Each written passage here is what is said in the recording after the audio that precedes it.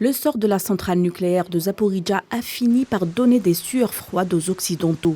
Le sixième et dernier réacteur en fonctionnement de la plus grande centrale d'Europe, contrôlé par les forces russes depuis début mars, ne produit plus la moindre énergie.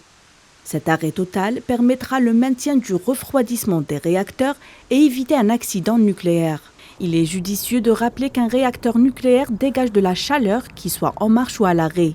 Il faut donc le refroidir et pour ce faire, ça nécessite de l'électricité. Mais il faut éviter d'utiliser celle produite par la centrale elle-même. À cet effet, l'AIEA annonce le rétablissement d'une ligne électrique de secours à Zaporijjia.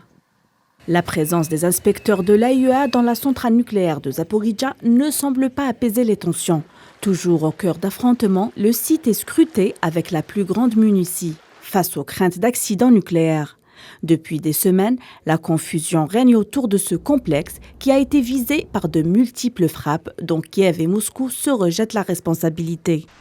La déconnexion du réseau électrique de la centrale nucléaire de Zaporijjia a engendré la coupure totale de l'électricité pour les habitants ukrainiens. Cette centrale produit annuellement environ 6 000 MW, ce qui est suffisant pour les besoins de 4 millions d'habitants. Elle répond à environ 30% des besoins en électricité du pays, y compris les usines, les entreprises et les moyens de transport.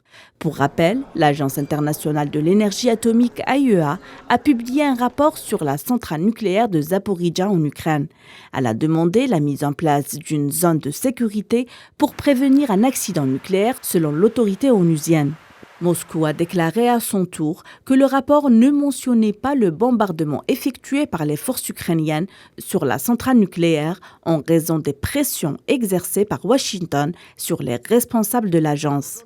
La partie russe a également accusé à plusieurs reprises Kiev d'avoir bombardé la centrale et a souligné que malgré la présence de 2 inspecteurs de l'AIEA, les forces ukrainiennes avaient tenté de s'en emparer.